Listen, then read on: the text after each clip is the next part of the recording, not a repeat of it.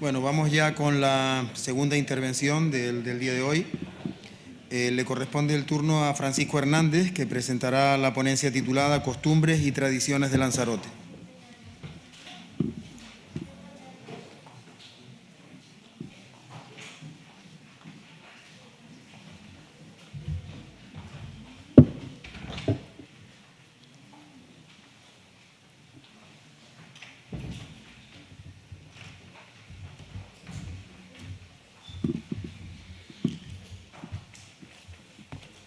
Francisco Hernández es cronista oficial de la Villa de Teguise, es fundador del Departamento de Cultura, del Museo del Emigrante y del Archivo Histórico de Teguise.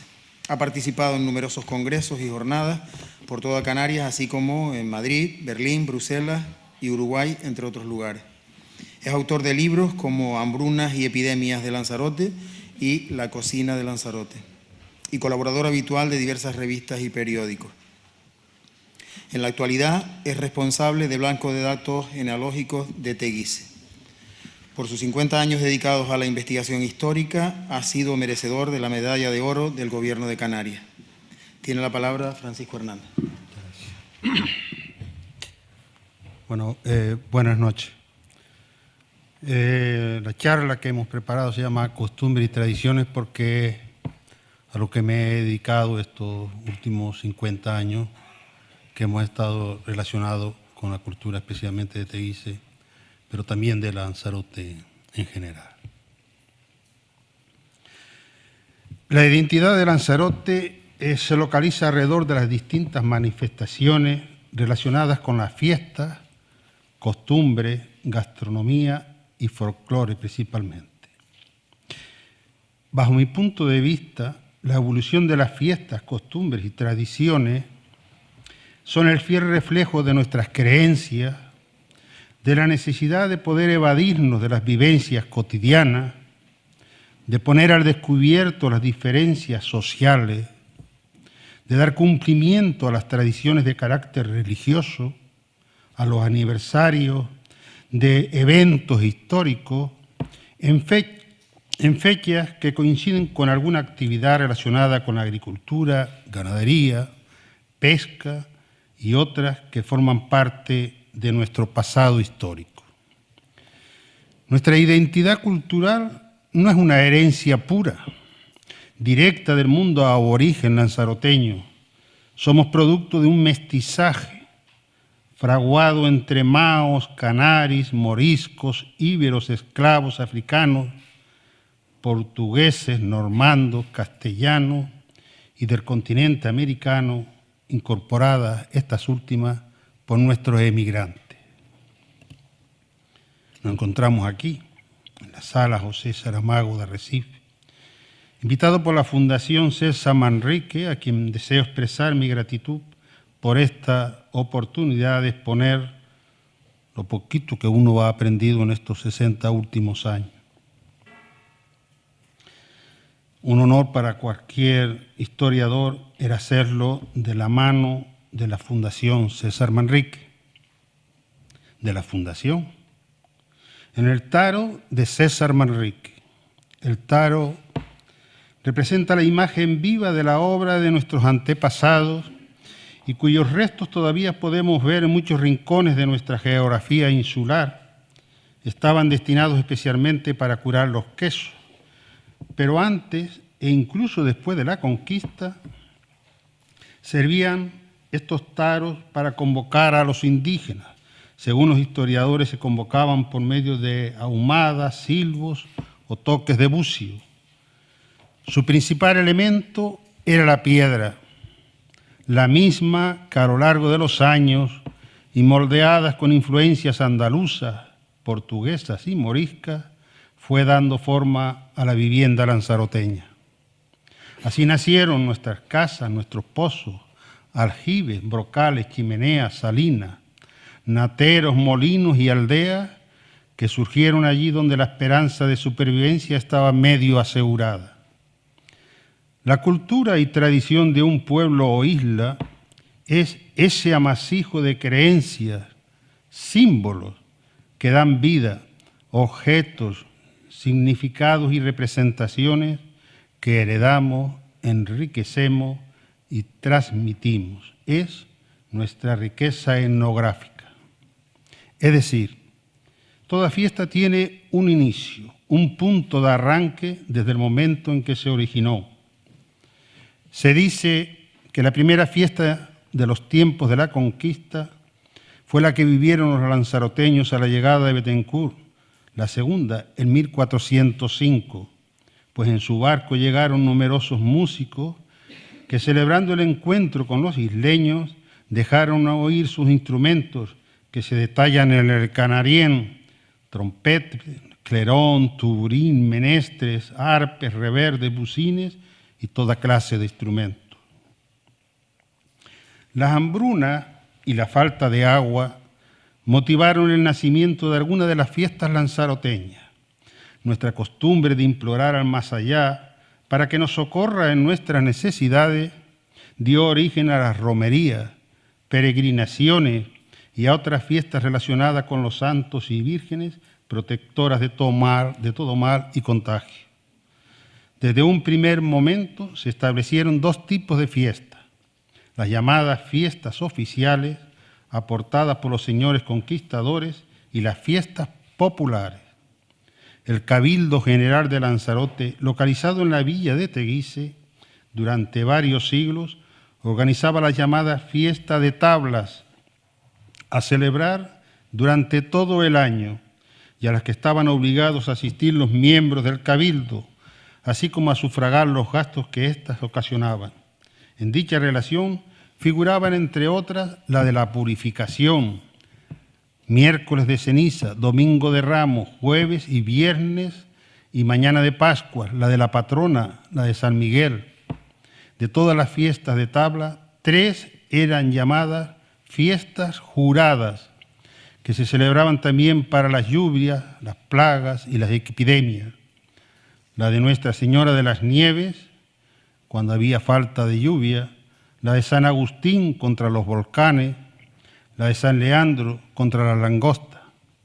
Aunque en el siglo XVII era San Antonio al que los lanzaroteños tenían como abogado de la langosta, también hay citas implorando a Santa Catalina, sobre todo por los vecinos que habían llegado desde la isla hermana de Fuerteventura.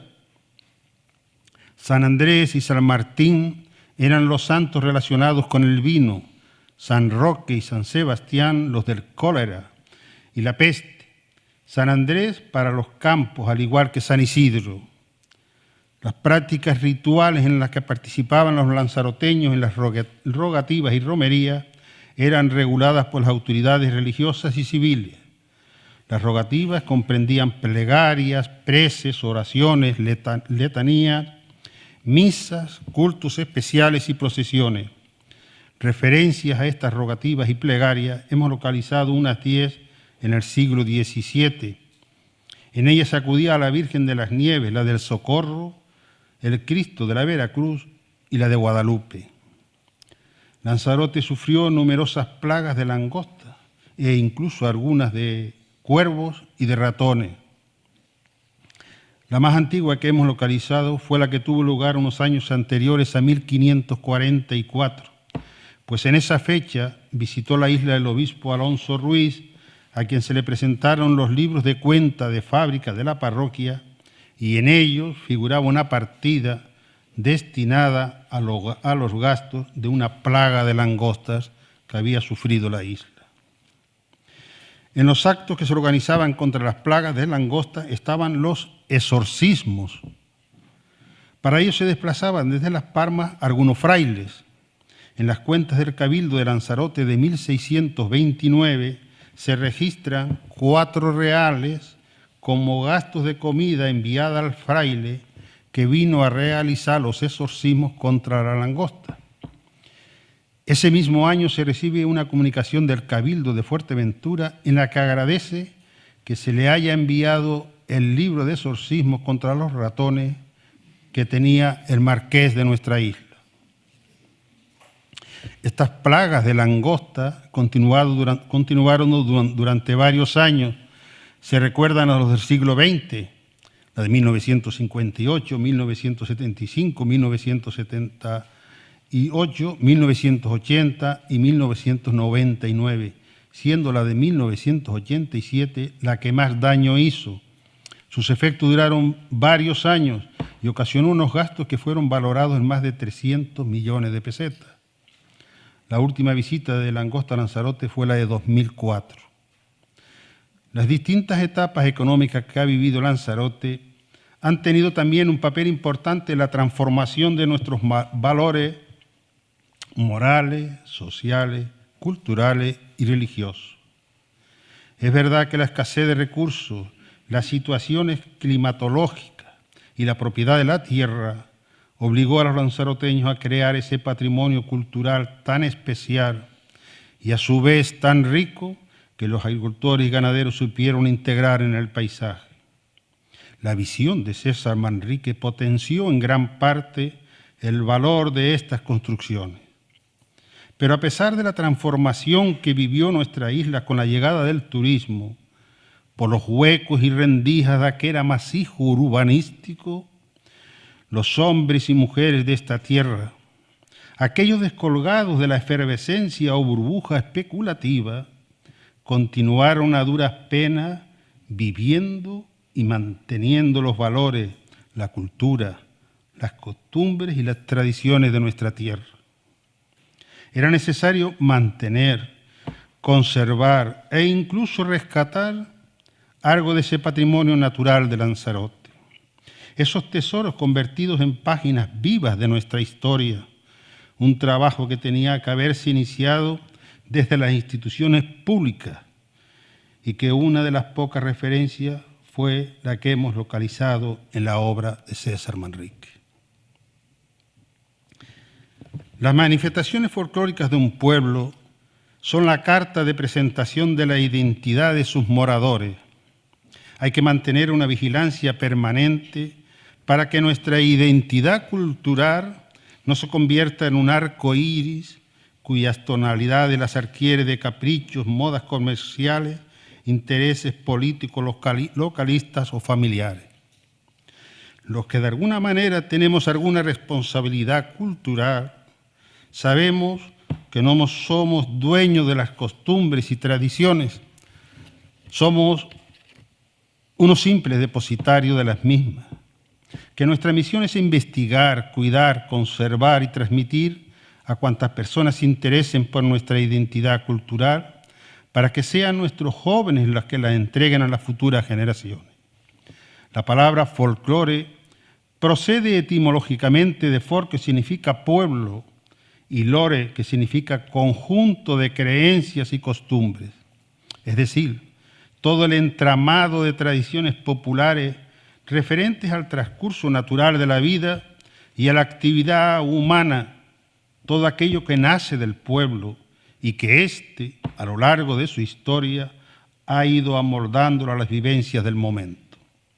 Lanzarote también es un referente en Canarias para conocer los cimientos de la sociedad canaria en la primera mitad del siglo XV, pues fue esta isla la que recibe el fuero de niebla otorgado por Enrique de Guzmán en junio de 1422. Y Lanzarote también fue cuna de los primeros consejos reunidos en forma de cabildo en Canarias.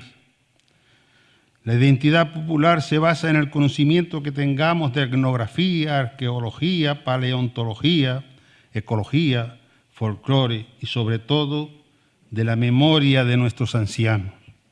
Ellos son muchas veces los portadores de las verdaderas historias populares.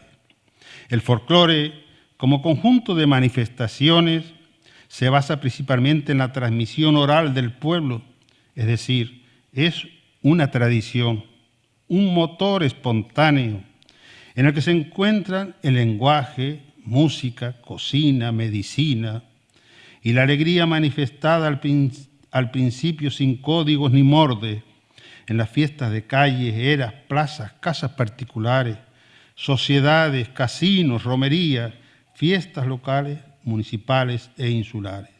El folclore forma parte del patrimonio de un pueblo. Cada pueblo o barrio, aldea, comunidad o familia tiene sus propias costumbres y sus propias tradiciones. La cultura popular se hereda, se potencia, se cambia y a veces se olvida. No es patrimonio de nadie, es un derecho de todos. Es el camino que nos une con el pasado y el sello que identificará a nuestra tierra en el futuro. Es el largo camino de la historia musical lanzaroteña que nos lleva al momento actual de nuestro folclore. Algunos sitúan el inicio en las crónicas de los conquistadores, en los protocolos notariales, en las actas del antiguo cabildo de Lanzarote, en los documentos de la Inquisición, en los relatos de los viajeros que pasaron por esta isla y en los archivos públicos y privados. En los libros capitulares del cabildo de Lanzarote quedó reflejado el papel de los esclavos negros tocando el tambor en las fiestas de Corpus. También nos hablan de las danzas de espada y las danzas de los diabletes. Ese primer contacto musical entre Lanzarote y Europa, nos dice el profesor don Sebastián Sosa en su estudio sobre el romancero de la isla, que en las calles de Teguise se podía ver caballeros, soldados, monjes, ganaderos y danzantes, lo que hizo que Lanzarote entrara en la órbita del romancero mucho antes que el reino de Granada. Esta mezcla de culturas marca de algún modo algunas de las tradiciones de Lanzarote. La isla tuvo como principales fuentes generadoras de su economía el campo, la ganadería y el mar. Todas las tradiciones musicales han estado sujetas a los cambios socioculturales experimentados en nuestra isla. Lanzarote cuenta con 3 manifestaciones culturales de las más importantes de Canarias: los diabletes, los buches y los ranchos de Pascua. Ellas son las semillas de las que nacieron tiempo después los grupos folclóricos. Mientras los diabletes y los buches nos recuerdan los rituales relacionados con el campo y la mar, los ranchos enlazan nuestras tradiciones religiosas influenciadas por la aportación peninsular, especialmente con los auroros y campaneros de Murcia, Cuenca o Portugal. Los diabletes tienen su origen en las danzas de los antiguos maos. En el estudio de esta figura se aprecia elementos aborígenes, aportaciones castellanas y prácticas brujeriles de los esclavos moriscos y negros. Los franciscanos que acompañaron a los conquistadores supieron aprovechar los fundamentos tradicionales de los danzantes maos y los aplicaron al culto cristiano. Ellos traían como fiesta principal la de Corpus Christi. En ella se significaba una lucha entre el bien y el mal.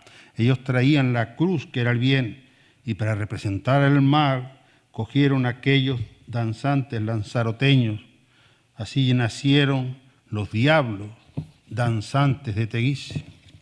No porque fueran diablos, sino que, según los franciscanos, representaban el mar en estas procesiones.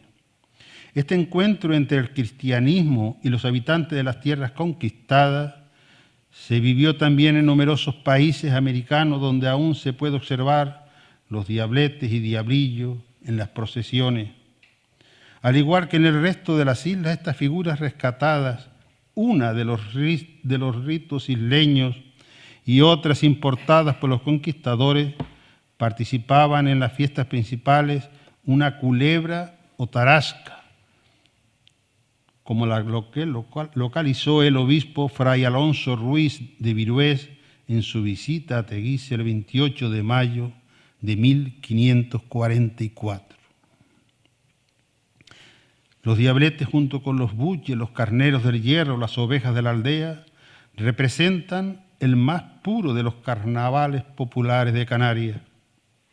Los ranchos de Pascua provienen de los llamados ranchos de ánima, que en Lanzarote adquieren cierta importancia, sobre todo a partir de la fundación en el convento de San Francisco de Miraflores, en la villa de Teguise, de la devoción a la Virgen del Carmen, a través de una imagen traída en 1729. Un dato poco conocido es dónde se estableció el primer oratorio franciscano de Lanzarote. El libro de la orden que habla sobre los franciscanos nos dice que este primer oratorio se levantó en 1416 en Famara y que convertido en ermita fue puesto bajo la advocación de Nuestra Señora de las Mercedes. Los ranchos de ánima son una de las manifestaciones de carácter religioso musical más antigua de Canarias. Los ranchos de ánima recorrían los pueblos pidiendo limosnas de puerta en puerta para recaudar fondos para los pobres. Iniciaban su periplo en el mes de noviembre, es decir, en el mes de los difuntos, y continuaban hasta el mes de febrero. A partir de Santa Lucía, el 13 de diciembre, los ranchos cantaban a la Navidad. Del 16 al 24 tenían lugar las misas de luz, en las que los ranchos tenían un papel destacado. Vemos como los ranchos de ánima tienen su origen en el contexto del culto a los muertos y sobre todo en actividades seglares relacionadas con los conventos, iglesias y ermitas a través de las cofradías. La creencia en el más allá, el temor a los muertos, el miedo al infierno, hicieron surgir un ambiente de superstición y brujería.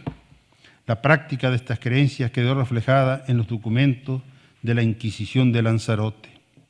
Era una época en que la muerte tenía un protagonismo especial, aunque dividido en dos partes bien diferenciadas. Por un lado, la Iglesia, con sus actos religiosos dirigidos a la salvación de las almas, y por el otro, la gran superstición popular. Curanderos y sanadores nacieron ante la necesidad de hacer frente a las nuevas enfermedades, a las nuevas epidemias y a las plagas. La llegada a Lanzarote de los esclavos negros y moros que continuaban con sus ritos y costumbres convirtió nuestra isla en uno de los primeros campos de actuación de la Santa Inquisición. En la primera visita que hizo a nuestra isla el Santo Oficio en 1510, escribe al hablar de las prácticas de los esclavos que son muy grandes hechiceros. La fundación en 1709 de la Cofradía de Nuestra Señora del Carmen en el convento de San Francisco motivó de alguna manera el inicio de la decadencia de las cofradías de ánima y como consecuencia de los ranchos de ánima, que al limitar poco a poco su actuación a la Navidad, se les terminó llamando ranchos de Pascua. El rancho, como grupo musical, no murió. Al contrario, se multiplicó por la totalidad de los pueblos de Lanzarote, bajo el nombre de ranchos de ánima, ranchos de Pascua o posadas de Femé, llenaron páginas de la historia musical de la isla. Teguise, Tinajo, Tía, Aría, San Bartolomé, Yaiza, fueron focos de esta actividad musical que potenciaron los de Tao, Tiagua, Mozaga, Teseguite, Guatiza, el de Tinguatón, el de Mancha Blanca, el de Tajaste, el de la Costa, el de la Vegueta y los 7 ranchos de la jurisdicción de Tía. Los hombres y mujeres participantes en estas manifestaciones musicales fueron los que formaron las parrandas, grupos o ranchos que organizaban las fiestas en los almacenes, plazas y sociedades. Hijos de esta tierra que de forma espontánea y luego coordinada fueron dando forma a las actividades musicales que con motivo de las fiestas organizaban los amigos, primero la familia y luego los organismos oficiales en las distintas fiestas. Actividades que dieron lugar a los llamados bailes de candil, con sus variantes de baile de San Pascual.